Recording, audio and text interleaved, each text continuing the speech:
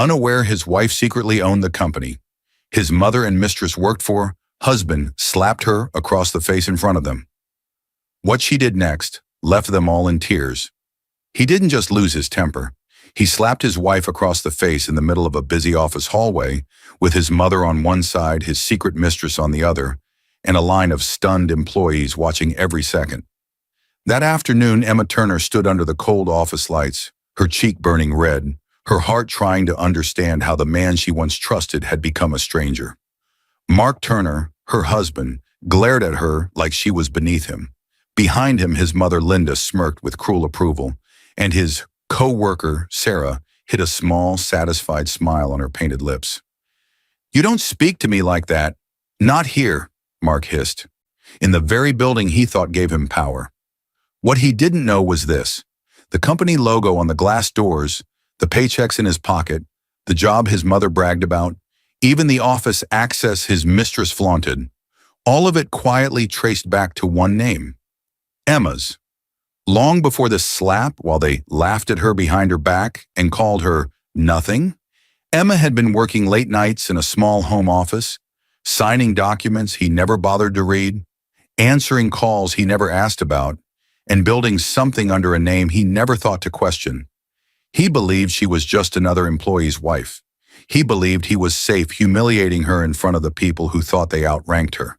He believed she would walk away in shame. He had no idea she was about to walk back in with the truth. Dear viewers, thank you for being here. If you watch without subscribing, it's like letting Emma's story be buried under their lies. When you click that button, you stand with every quiet soul who was underestimated. Please subscribe now and tell me in the comments where you're watching from. The glow of the computer screen lit up Emma Turner's face like a quiet spotlight, but the tension in her eyes said everything. This was no ordinary late-night work session. Her fingers moved quickly across thick folders labeled Keller Holdings, subsidiary approvals, flipping page after page with a careful, practiced rhythm. Anyone else would slow down, get tired, lose focus. But Emma, 29 years old, carried a mind sharpened by responsibility and a heart trained to endure pressure. Only one lamp illuminated her home office. No luxury on display, no obvious signs of the wealth she controlled, just a clean desk, a modest bookshelf, and a single-frame picture beside her keyboard. In that picture stood a tall man with soft eyes and a hand resting proudly on a younger Emma's shoulder. Her father, Richard Keller, founder of Keller Holdings, the parent corporation now under her control. He had passed away 5 years earlier, leaving her everything he built: majority shares, final voting rights, and a sealed letter that named her not just as his heir, but as his chosen successor. Instead of stepping into the spotlight as the heiress of a multi-billion-dollar empire, she chose something else. She chose the shadows. On paper, in the subsidiary where her husband Mark worked, Emma was just a strategic consultant whose name barely appeared outside internal emails and legal documents. Only the board and a handful of senior executives knew that the quiet consultant behind the scenes was actually the majority owner of Keller Holdings and, through it, of more than a dozen subsidiaries, including Mark's company. She never wanted Mark to marry her because of family money. She wanted love. She wanted truth. She wanted someone who would choose her without knowing the size of her inheritance. That was why she lived in a modest house instead of the penthouse she could easily afford. That was why she used her consulting fees, not her inheritance, to pay the mortgage. That was why she never told anyone that the distant investors everyone talked about weren't distant at all. They were her. Her father had prepared her for that decision long before he passed. A memory cut through the silence like a beam of light. Emma, at 15, sitting beside him in this very room, watching him close a deal over speakerphone. The call ended, and he leaned back, studying her with a thoughtful smile. "If you ever lead people," he said softly, "lead from the shadows first. See how they act when they think you're no one." Back then, she didn't understand. But after Richard Keller's sudden heart attack, those words became her guide. Staying anonymous wasn't fear. It was protection. It was clarity. It was freedom. And yet, as she sat tonight reviewing automated HR notifications forwarded to her confidential email, part of the oversight rights that came with her voting power, She felt a sudden shift in her chest, like the air had tightened. Her email pinged. She clicked it without looking away from the documents. New hires approved. Subsidiary, Brightline Solutions position. Office assistant, Linda Carson position. Administrative assistant, pending, Sarah Blake, interview scheduled. Emma froze. The sound of her heartbeat filled the room. Linda Carson, her husband Mark's mother, 61 years old, sharp tongue, sharper judgments. A woman who had once looked Emma directly in the eye and said, "My son could have done better." A slow, cold exhale left Emma's body as another memory rose.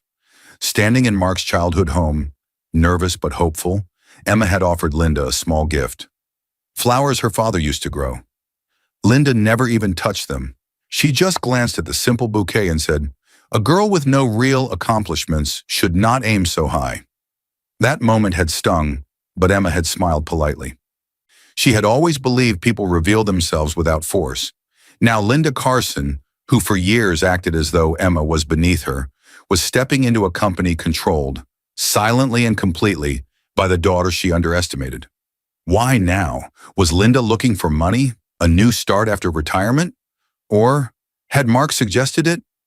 Emma leaned back slowly, eyes narrowing, letting the logic settle. Keller Holdings was structured to hide the parent company's owner behind layers of legal entities. To the public, each subsidiary looked independent. Even most managers were told that Brightline Solutions belonged to a foreign investment group. Mark repeated that phrase often when he bragged about his employer. He had no idea that the foreign investment group was a trust created by his wife's father. What had once been a shield now created a strange twist of fate. Linda, the woman who doubted Emma's worth, was about to clock in under Emma's ownership, without knowing it. Emma whispered to herself, "Does Mark even know?" She doubted it. Mark never paid attention to corporate structure, only office gossip and performance bonuses. When she tried to talk about her consulting work, he waved it off as side paperwork. Still, something about this timing felt wrong, very wrong. She clicked back to the HR dashboard and pulled up the internal approval trail. Linda's application had moved unusually fast, flagged, fast-tracked, and signed off by a mid-level manager who rarely acted that quickly. Almost as if someone inside had pushed, someone who had no idea who Emma really was. Her jaw tightened. As she scrolled, another notification popped up at the top of her screen. Interview confirmed. Administrative assistant candidate, Sarah Blake interviewer, Mark Turner department, executive support. A name she had never heard before. But Mark had mentioned a new friend from work last week, a woman who was ambitious and a fast learner. A faint unease crawled up Emma's spine. She whispered, barely audible, "Why does this feel connected?" Her cursor hovered over Sarah's digital file. Little did she know. The sound hit her first, Mark slamming the front door before the sun had even risen. It wasn't the usual heavy close of someone in a hurry. It was sharp, impatient, edged with frustration. Emma Turner flinched at the noise, her body reacting before her mind caught up. She stepped into the hallway just in time to see her husband of 5 years, Mark Turner, 32, rushing out in a suit far too polished for an ordinary weekday. His tie was perfectly knotted, his hair immaculately styled, his cologne, stronger than usual, hung in the air long after he disappeared. Intensity filled the silence he left behind. Emma stood frozen. For the past month, Mark had been leaving home earlier and earlier, always with a new excuse. Urgent client calls, training sessions, last-minute meetings that strangely never showed up in the company-wide calendar she occasionally saw through her consulting access. But the tension on his face this morning, that wasn't simple work stress. That was something else. The moment his car engine started and faded down the street, she felt her chest tighten the way it did when something deep inside warned her the ground beneath her life was shifting. Slowly, she walked back into the living room, pressing a hand against her still-burning cheek from the emotional slap of his behavior, if not yet the physical one. Her mind drifted, and the memory of a younger Mark came to her like a soft dream, a flashback of their early marriage. Mark carrying her across the threshold of their small apartment, laughing, telling her, "I'll take care of you. You'll never feel alone with me." Another flash. Mark cooking a terrible dinner, but smiling proudly when she praised his effort anyway. Another. Him hugging her from behind in their tiny kitchen, whispering, "You're the best thing that ever happened to me." Those memories were warm, sweet. The reason she stayed patient when things felt off. The reason she tried to understand instead of accuse. But today, there was no warmth behind the door slam. Only distance. Only pressure. Emma sat on the edge of the couch, replaying the night before.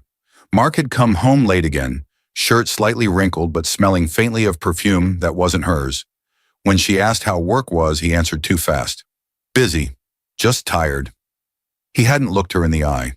Her rational mind had tried to step in. Maybe a client dinner, maybe a crowded elevator, maybe a colleague leaning in too close. She didn't want to be the wife who built stories from fear. But today, the string of excuses felt less like coincidence and more like a pattern. Mark's changes weren't random. He had recently been given a chance to impress upper management by coordinating with a new administrative assistant who could support him and other executives. That assistant was Sarah Blake. Leaving early gave him time to meet her for coffee before work and arrive together without drawing suspicion. Earlier hours also meant fewer chances for Emma to notice calls, messages, or unexpected detours. He wasn't just busy, he was rearranging his life. Later that morning, Emma remembered she needed the charger Mark kept in his car. He had rushed out so fast he forgot to take his briefcase. It still sat by the door, another sign his mind was somewhere else. She grabbed her keys and stepped outside, still trying to convince herself she was overthinking. When she opened the driver's door, something caught her eye. A napkin, white, folded neatly on the passenger seat. Her stomach tightened. She picked it up. That's when she saw it. A soft red lipstick stain. Not just any red, a deep rose. A shade she had seen 2 days ago on the lips of Sarah Blake, the new administrative assistant Mark had mentioned with unusual enthusiasm. She's really helpful, the kind of person who makes you look good without you asking. Emma had noticed the way he smiled when he talked about her. She had noticed the way he described Sarah's ambition, but pushed the discomfort aside. She didn't want jealousy to speak louder than reason. But this lipstick stain, this was not jealousy. This was evidence. Her hand trembled as she held the napkin. She could almost hear her father's voice again. Watch how people treat you when they think you don't see them. That's when their truth shows. Her heart pounded. She folded the napkin carefully and slipped it into her purse, not as a trophy of pain, but as a fact she could no longer deny. As she did, she noticed something else on the seat. A small plastic badge. A visitor's badge. She picked it up and read the print. Visitor, Keller Holdings, Headquarters. Name Sarah Blake. Access private office level. Escorted. Date. Yesterday. Her blood turned cold. Sarah didn't work for Keller Holdings directly. On paper, she was just a new assistant at Brightline Solutions, the subsidiary. Most employees never stepped foot in the parent company's building. Why would Sarah have private-level access to Keller Holdings? Why yesterday? Why without Emma being notified, despite her ownership? Emma straightened slowly. Whatever this was, she realized, Sarah wasn't just a co-worker. She was getting closer, to the very center of Emma's world. The elevator doors snapped open with a metallic clang, and Sarah Blake stepped out like she owned the entire floor. Her heels clicked sharply against the tiles, fast, confident, unapologetic. The same deep rose lipstick Emma Turner had seen on the napkin in Mark's car stained Sarah's smile. She walked with a sway that drew attention, a folder hugged against her chest. Intensity settled over the office the moment she entered. Employees whispered quietly. Some admired her confidence. Others raised brows, sensing trouble. But no one said anything aloud. Sarah was 26, newly hired as an administrative assistant, which technically placed her far below managers and even below external consultants like Emma. But Sarah acted as though she was being auditioned for something bigger. Her eyes scanned the open office floor, searching for someone, searching for Mark. When she spotted him across the room, tall, 32, in a tailored suit he never used to wear so often, her whole expression brightened. She walked faster, too fast, too familiar. Emma noticed everything from the far end of the hallway. Today wasn't a social visit. It was her scheduled site review day. Once a month, under the cover of her consultant role, Emma visited Brightline to quietly check culture, performance, and any red flags. Mark believed she simply liked to see where he worked. Management knew better. They saw her as the quiet representative of the investors. Now, hidden behind that role, she watched as Sarah approached Mark, brushing her hair behind her ear, drawing attention to her lips and neck. Sarah leaned in, too close for a normal work conversation, and whispered something that made Mark's shoulders shake with quiet laughter. Mark didn't see Emma standing 10 feet away. Not yet. Emma's heart tightened, but she forced herself not to look away. She needed clarity, not just emotion. She needed to understand why Sarah had visitor access to Keller Holdings and why her presence here felt like a performance. A nearby door opened. Linda Carson, Mark's mother, stepped out with a stack of files in her hands. 61, stern, sharp-eyed, she walked with the pride of someone who believed she understood power. Even though her new job was simple, handle office supplies, help in the break room, and assist with basic admin tasks. Linda didn't care about the simplicity of the role. She cared about being in the building, about being close to her son, about watching Emma. Linda saw Emma in the hallway and froze for a split second. Then her expression hardened. She raised her chin a fraction, as if acknowledging someone beneath her. "Emma," she said with a stiff nod. No warmth, no respect. Emma returned a gentle smile. "Good morning, Linda. Settling in okay?" Linda ignored the question and kept walking, as though Emma had interrupted something more important. Linda's attitude wasn't born from nowhere. For years, she had only heard Mark's version of their marriage. He told her Emma was unambitious, financially dependent, and content to do light consulting for pocket money. He never mentioned her late nights, her quiet work, or her inheritance. He needed Linda to believe he was the strong, successful one. So he painted Emma as someone who needed him to survive. That lie shaped every look Linda gave her daughter-in-law. From the corner of her eye, Emma saw Sarah grab 2 coffees from the machine and walk toward Linda with almost theatrical sweetness. "Ms. Carson," Sarah said lightly, handing her a cup. "Mark told me you'd love this. Extra sweet, right?" Linda's face softened immediately. She loved being associated with anything that made Mark look important. "Thank you, dear," she replied, almost warm. Sarah leaned in closer, too close for a casual chat, and whispered something. Linda chuckled. Low, disrespectful. Emma stepped a little closer, staying half hidden behind a divider. From here, she could hear them clearly without being seen. Sarah's voice slipped through the space like poison. "He told me she'd never leave him," Sarah murmured, "because she has nothing." Linda's laughter sharpened. "That girl is lucky my son even married her." Emma felt those words like thin blades across her chest, but she stayed silent. She didn't flinch. She watched. Why did they think she had nothing? Why would Mark, who knew her childhood, her father, her grief, create that story? Sarah continued, her tone silky. "He says she's too plain, not ambitious.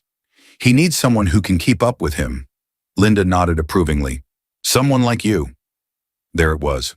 Not just betrayal, a planned replacement. Emma stepped back before they could see her. Her eyes were calm, her breath steady, her heart bruised but not broken. She reached into her purse and touched the visitor badge she had found in Mark's car. How did Sarah get private access to Keller Holdings? Why was an assistant, hired barely weeks ago, already networking at the parent company level, without Emma's knowledge, yet still inside her empire? Something deeper was happening, something planned, something using her own company against her. Emma slipped the badge back into her purse and walked away from the hallway. "If this is how they act when they think I'm no one," she whispered to herself, "I need to see what they do when they think I'm not watching."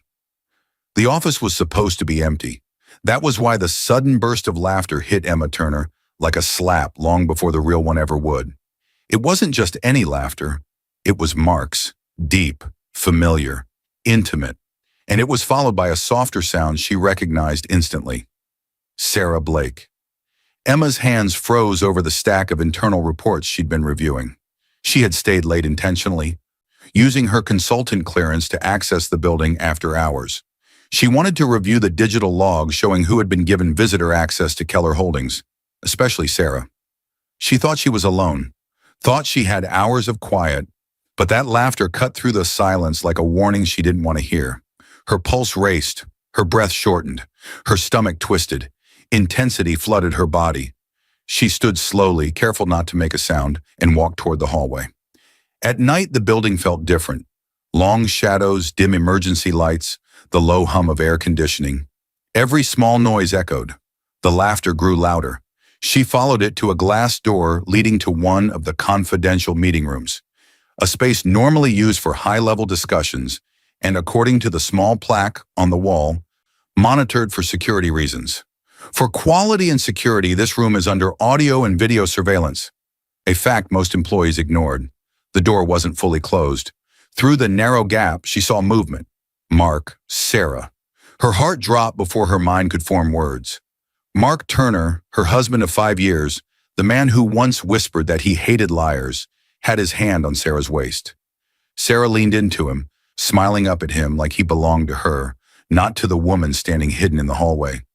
The sight hit Emma with such force she had to grip the wall to steady herself. She didn't push the door open. She didn't storm inside.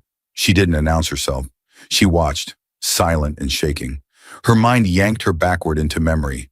A younger Mark on their wedding night, holding her hands and saying, "I hate cheaters, Emma. I'll never be like my father. I swear it." She had believed him. Completely. Now those words felt like poison. Sarah's voice drifted through the gap, cold and impatient. "When are you going to divorce her? She's a nobody. You said you'd handle it." Emma's knees weakened. She pressed a hand over her mouth to keep the sound inside. Panic surged up like cold water, but she stayed still. Then Mark spoke. "Soon," he said. "I just need to make sure she signs the house over first." Silence crashed over Emma. Her husband wasn't just cheating. He wasn't just lying. He was planning to strip her of the one asset he thought she had before discarding her. The house she paid for using her consulting income, money she earned without touching her inheritance, because she wanted their life to feel real, not bought. Mark didn't know about her full inheritance. All he saw was the house. He believed it was all she truly owned. He wanted financial security in case his career stalled. Sarah wanted the lifestyle without the years it would take to build it. The plan was simple in their minds. Convince Emma, the soft, dependent wife, to sign paperwork for refinancing, then leave her with nothing. Inside the room, Sarah giggled softly. "You're dragging this out. She's weak. Just push harder." "I will," Mark muttered. "She trusts me. She won't see it coming." Emma felt the world tilt, her heartbeat pounding in her ears. She wanted to scream, to kick the door open, to throw their lies back at them. But another voice cut through the chaos, her father's, quiet and steady from years ago. "When someone shows you their cruelty, don't rush to fight them with rage. Fight them with truth." She wiped the tears, blurring her vision with the back of her hand. Her body shook, but her mind was suddenly sharp. The small camera in the corner blinked red. Recording, listening, keeping everything. She stepped back into the shadows, forcing herself not to make a sound. She couldn't stay another second. Emma turned and moved down the hallway, her steps quick but controlled. At the exit door, she paused, her hand trembling on the handle. "If this is the truth," she whispered to herself, "tomorrow won't be the same." She pushed the door open and stepped into the night, her heart shattered, but her mind awake in a way it had never been. As she walked to her car, she didn't look up at the security camera above the door. Still recording, still storing. That footage would matter later, much sooner than Mark and Sarah ever imagined. Chaos struck before Emma Turner even stepped fully onto the office floor. A loud crash echoed through the hallway, papers flying, a chair skidding across the tiles, voices rising with sharp edges. Employees froze in place, staring toward the glass-walled conference room as if a storm had burst inside it. At the center of it, Mark Turner, 32, furious, shoulders rigid, eyes wild with frustration. He shoved a folder onto the floor again as he stormed out of the meeting room. His jaw clenched so tightly it looked painful. The veins in his neck stood out. Behind him followed Sarah Blake, red lipstick freshly applied, trying to arrange her face into concern but failing. Her eyes glittered with something closer to adrenaline, almost enjoyment. Behind Sarah came Linda Carson, Mark's mother, her mouth pulled tight, clutching her handbag like the world had wronged her son personally. The air around them felt dangerous. Employees stood still. Some whispered. Others stepped back instinctively, putting distance between themselves and Mark's rage. Emma stepped out of the elevator at the worst possible moment. Intensity slammed into her. She saw Mark's red face. She saw Sarah's almost smile. She saw Linda's glare. She saw dozens of employees watching, horrified or entertained. And she saw the entire storm barreling straight toward her. A woman near her whispered, "He's completely lost it." Emma swallowed, steadying her breath. She had barely slept after the night she overheard Mark and Sarah. In the early hours, she had called Daniel, her father's old lawyer, and quietly arranged to retrieve security footage and review her legal options. Mark didn't know that. All he knew was that his world had started to press in on him. Earlier that morning, he had been called into a private meeting with senior management. Someone had anonymously flagged concerning behavior and possible misconduct. He wasn't fired yet, but he was warned. Every move would be watched. The guilt, the fear of exposure, the pressure to keep Sarah satisfied and Linda impressed. It all churned inside him.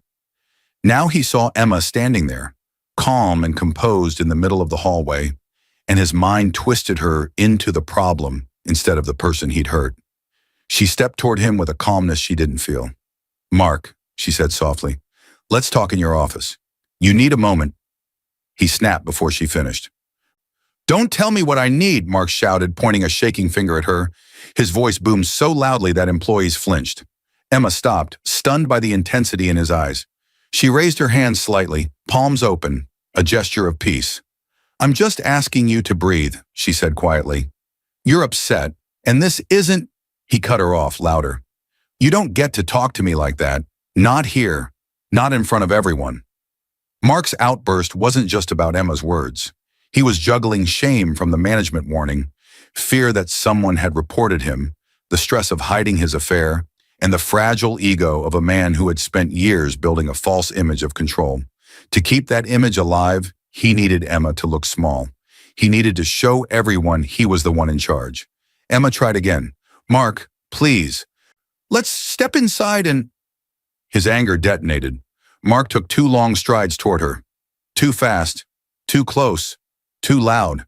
He towered over her, chest heaving, eyes dark with something far beyond irritation. "Stop telling me what to do," he hissed. "You don't get to embarrass me like this." His hand rose. For a heartbeat, the entire world slowed.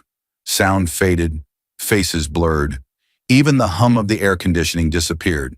And then, he slapped her across the face. The sound cracked through the hallway, sharp, brutal, final. Emma's head jerked from the impact. Her hair whipped across her face. Her cheek burned instantly, heat spreading under her skin. The office froze. Someone gasped. A man dropped the stack of files he was carrying. Another employee covered her mouth. Even the elevator behind Emma dinged open and closed again, without anyone stepping inside. Sarah Blake smirked, proud, satisfied, resentful of the part of her that still feared being second. Linda Carson's lips twisted into a sneer, as if Emma had invited this, as if humiliation was what she deserved. Emma didn't fall. She didn't scream. She didn't even raise her hand to her cheek. She lifted her head slowly, letting everyone see the red mark forming on her face, letting the silence do what no argument could. Her eyes met Mark's. For a split second, something flickered there. Shock, maybe even fear. He knew there were cameras. He knew people were watching. He knew this wasn't just a private loss of control, but his pride stomped that flicker out. "You don't speak to me like that," he growled again, quieter now but more venomous. "Not here. Not in public." Emma's voice came out soft. "I see," she whispered. A breath, a realization, a goodbye she didn't say out loud. "This is who you've become." The words landed heavier than the slap. Mark blinked. Sarah stiffened. Linda frowned, confused by the calm. Employees stared, waiting for Emma to collapse, to yell, to run. She did none of those things. She turned away instead, her movements controlled, and walked toward the women's restroom, heels steady against the floor, even though her hands were shaking. As she pushed the door open, one thought cut through the pain like a blade. If he can do this in public, with witnesses, what else was he willing to do when no one was looking? Emma Turner burst through the bathroom door with the force of someone trying not to collapse. The heavy door slammed behind her, the sound echoing sharply against the tiled walls.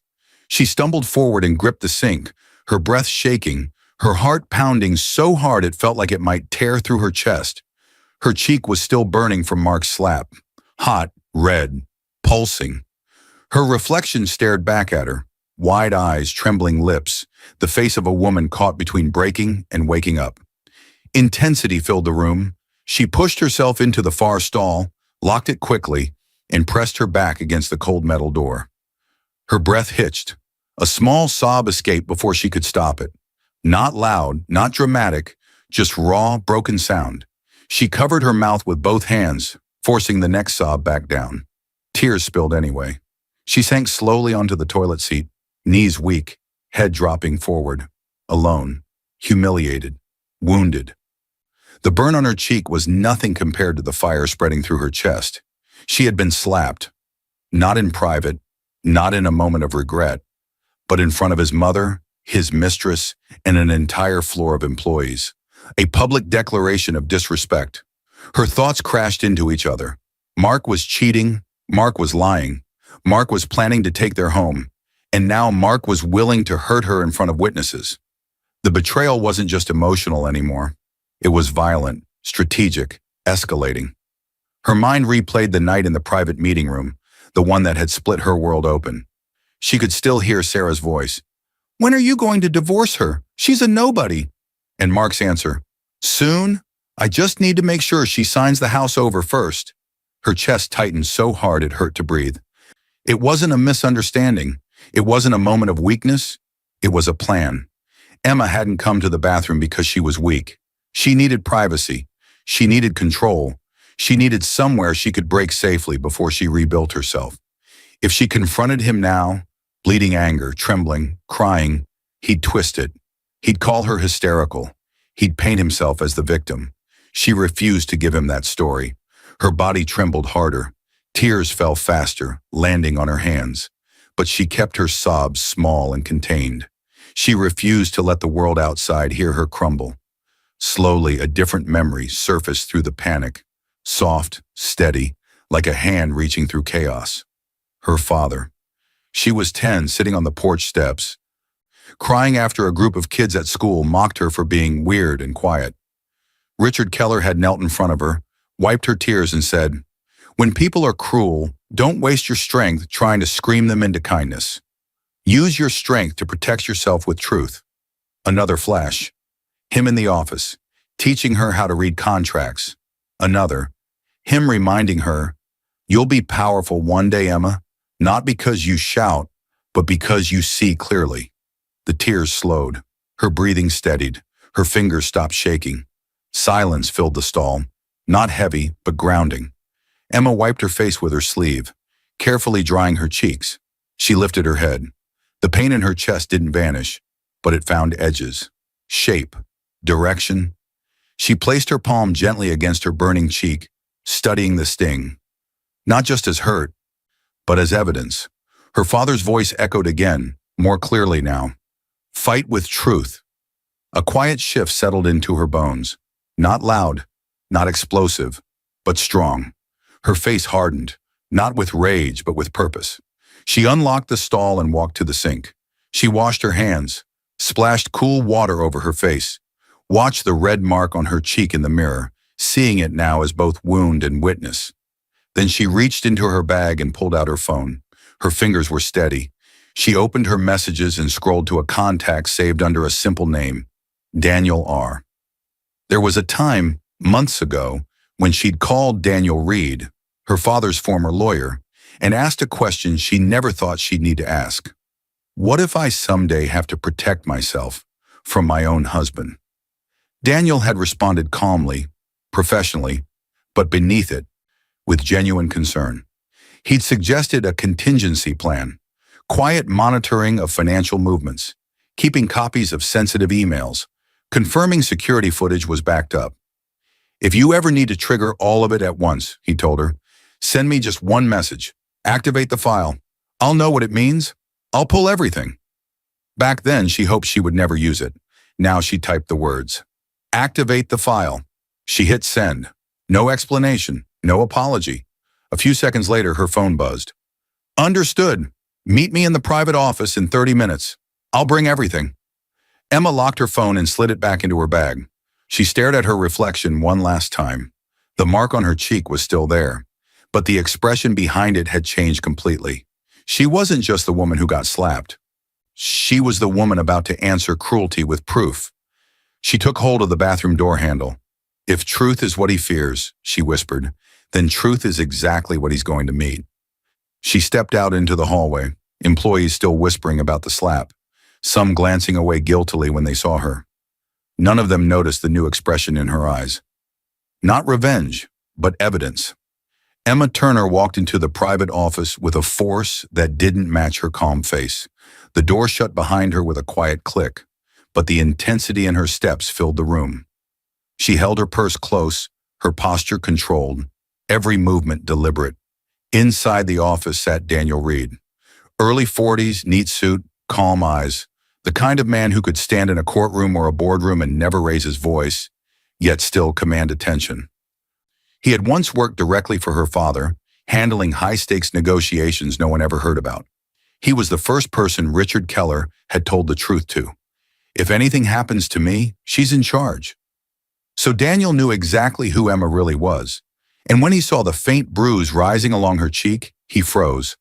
Emma! His voice was soft but edged with alarm. Sit down.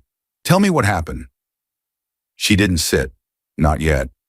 She placed her purse on the table, opened it, and pulled out a small flash drive. She set it gently in front of him, as if she were placing a detonator down. Daniel looked at the drive, then at her eyes. Steady, contained, dangerous in their calm. What is this? He asked.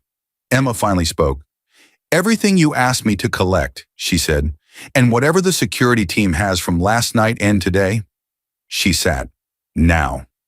Daniel took the flash drive, slid it into his laptop, and waited. When the folders appeared on screen, his jaw tightened. Emma, he said quietly, how long has this been going on? She didn't look away. Long enough to know this isn't confusion. It's cruelty. The screen displayed labeled folders, evidence, one security footage video clips from Keller Holdings and Brightline, compiled by the head of security after Emma's activate the file message. The hallway slap, the private meeting room where she'd overheard Mark and Sarah, the footage of him storming through the office that morning. Daniel clicked on the clip of the slap. The audio filled the room. Stop telling me what to do. You don't get to embarrass me like this. Then the crack of Mark's hand against Emma's face. Daniel's hands curled slightly on the desk. That's assault, he said, in front of witnesses and on company property. Emma stayed silent. He clicked to the next clip, the private meeting room from the night before. Sarah's voice. When are you going to divorce her? She's a nobody. Mark's voice. Soon. I just need to make sure she signs the house over first. Daniel exhaled slowly, anger controlled but visible. So it wasn't just the affair, it was premeditated. Evidence 2. Audio backups. Some security rooms recorded separate audio for clarity. Daniel played segments where Mark and Sarah laughed about how soft Emma was, how dependent, how easy it would be.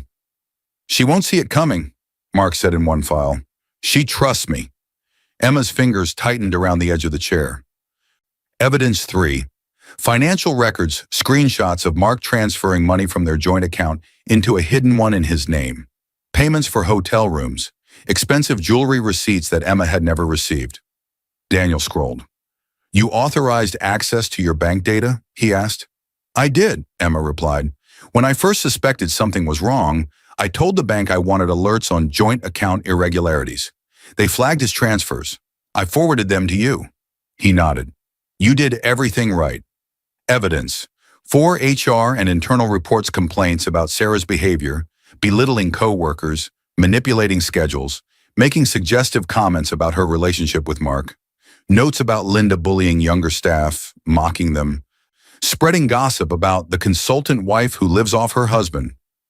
HR tried to address some of these quietly, Daniel said, reading, but with your position, these now have weight at the board level. They're no longer rumors, they're a pattern. Evidence 5. Emails and messages. Emails from Mark to a close friend. Once she signs the house papers, I'm gone. Sarah and I deserve better than this boring life. She's too soft to fight back. Daniel closed the laptop slowly. The room filled with heavy silence, the kind that comes just before something irreversible. He looked at her fully now. Emma, he said carefully, you're not just ending a marriage. He paused. You're about to trigger HR action, legal consequences, and corporate discipline in one move. This doesn't just affect him. It affects everyone who helped him. Emma's voice was low, steady. They dismantled my life, she said. My trust, my dignity, my safety. She held his gaze. I'm not dismantling them. I'm telling the truth. Daniel studied her for a moment, then nodded with respect. We go in steps, he said. First, I'll present this to the board as both legal counsel and representative of the majority shareholder. You. HR will use it to justify terminations. Then we file for divorce and a restraining order. The assault gives us strong grounds. He slid a set of documents toward her. These begin that process. Once you sign, it's official. Emma reached for the pen. Before she touched it, her phone buzzed. A message from a number she knew belonged to the head of security. Be aware, your husband is demanding answers. He knows someone is helping you. Emma's hand paused over the pen. Daniel frowned. What is it? She showed him the message. He knows, she said softly, and he's not going to sit quietly. Daniel's jaw tightened. Then we move up the timeline. He placed the pen firmly in her hand. Sign, Emma, he said. Let the truth start working. She pressed the pen to the paper. The boardroom door slammed open so hard it bounced off the stopper. Mark Turner stormed in like a man ready for war. Everyone seated around the long, polished table jumped. Papers rustled. A glass of water rattled. Even the overhead lights seemed too bright under the heat of his anger. He scanned the room, chest heaving. Sarah Blake sat near the end of the table, legs crossed, trying to look concerned, though her eyes glittered with curiosity. Hungry for drama she didn't fully understand. Linda Carson sat stiffly in a chair along the wall, clutching her handbag, convinced this meeting was about punishing Emma for making Mark look bad. Mark slammed his palm onto the table. Where is she? He snarled. Where's Emma? And why am I being dragged into a meeting I didn't call? Before anyone could respond, the opposite door opened. Daniel Reed walked in, calm as ever, carrying a thick folder and a slim laptop bag. His measured steps swallowed some of the chaos in the room.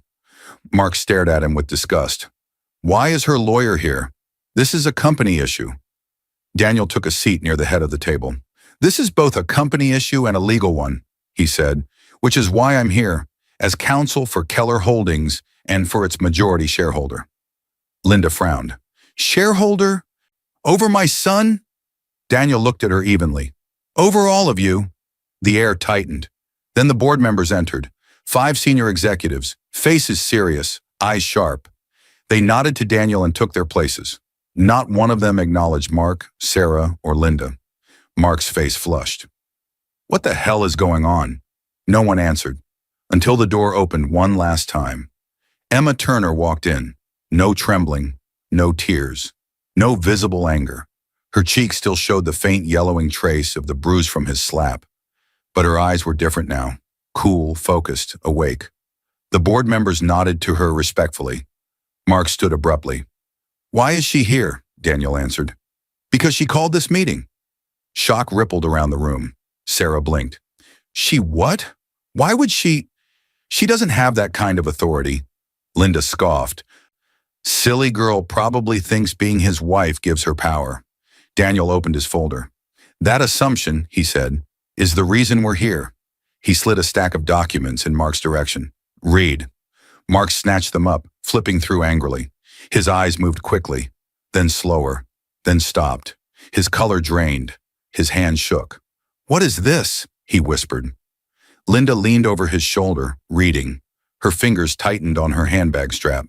No, that can't be right. This is a trick. It's fake." Sarah grabbed another copy, her eyes flicking across the lines. Her face froze. "You've got to be kidding me." The documents were simple. Ownership records, trust documents, board resolutions. All saying one thing. Emma Turner was the majority shareholder of Keller Holdings, with controlling interest and final decision power over its subsidiaries, including this company. She wasn't just a consultant. She wasn't nobody. She was their employer. The room went dead quiet. Emma stepped forward, her voice soft but edged with steel. "You all worked for me," she said, "while helping destroy me." Linda shook her head, eyes wide. "Why didn't you tell us?" Emma met her gaze. "Because I wanted to see how you acted when you thought I had nothing." Sarah stood up abruptly, chair scraping. "This doesn't mean anything. I haven't done anything wrong. You can't fire me just because you're rich." Daniel lifted another set of papers. "We can, and we are," he said. "HR investigations backed by your own emails, messages, and recorded behavior. 6 separate complaints. Evidence of harassment and unethical conduct." He slid the file toward her. Sarah's hands shook as she skimmed it. Linda tried to stand next, defensive. "I was only protecting my son. I didn't do anything." Daniel placed another document in front of her. "Workplace bullying," he said. "Multiple witnesses, intimidation, disruptive gossip, all in violation of company policy. Under standard conditions, that alone would be grounds for termination. Under these," he nodded toward Emma, "it's non-negotiable." Then he turned to Mark. "And you." Mark swallowed hard. His voice came out weak. "Emma, please. Don't do this. We can fix this. We can talk. I lost my temper." Emma's eyes didn't soften. "You slapped me in front of 16 employees," she said quietly. "You cheated on me. You tried to take my home. You called me nothing." She turned to the board. "As majority shareholder, I support the following actions." Daniel read them aloud. "Effective immediately.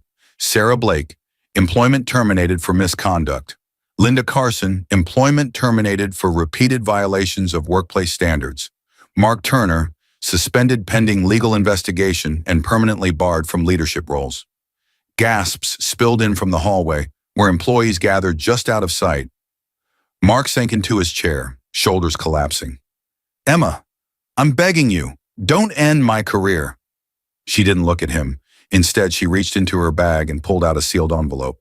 She slid it across the table. He opened it with trembling hands. "Divorce papers."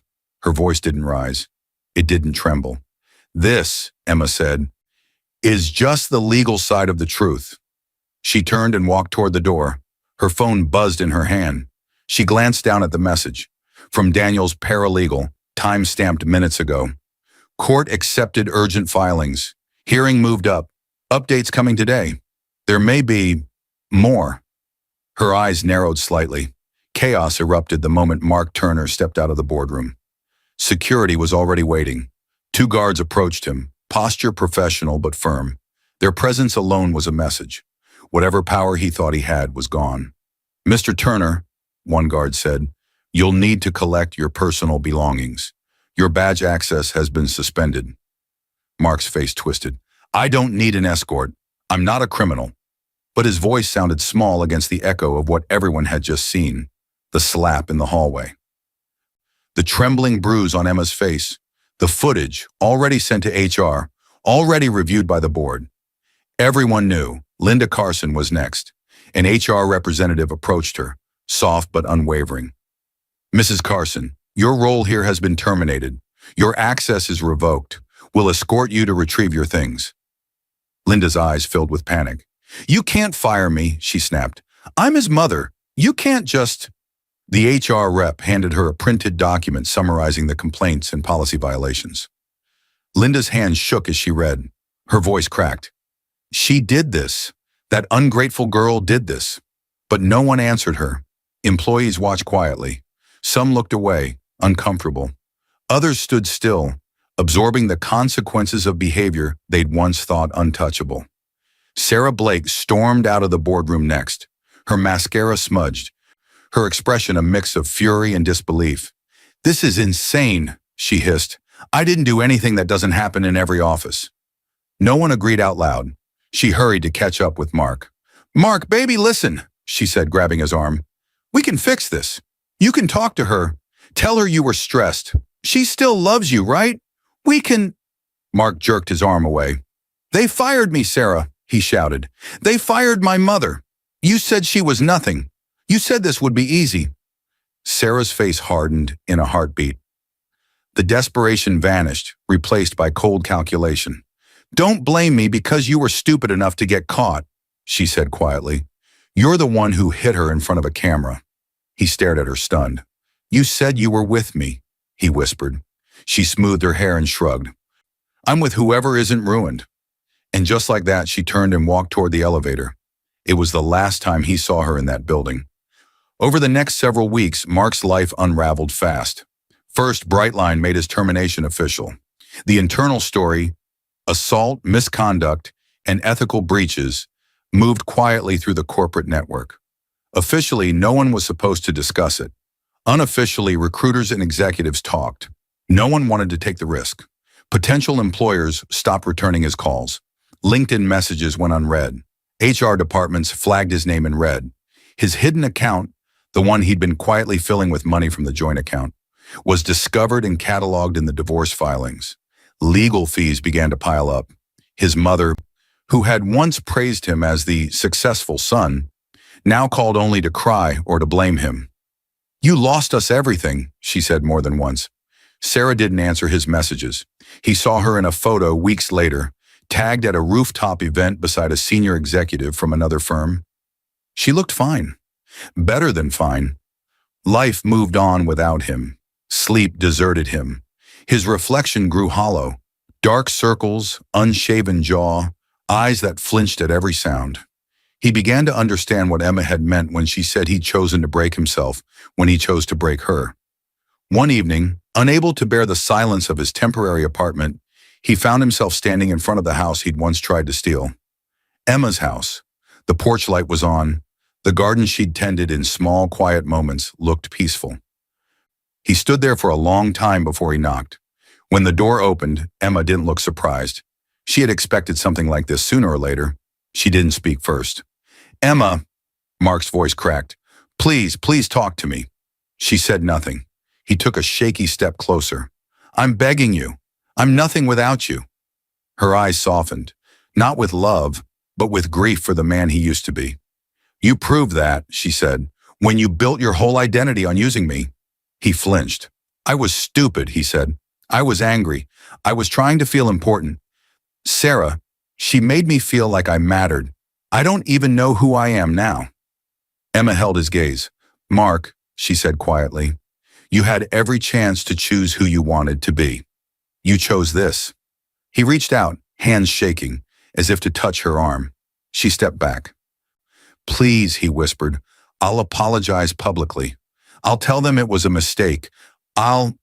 No," she said, her voice soft but final. "You weren't confused. You were cruel. You planned to break me.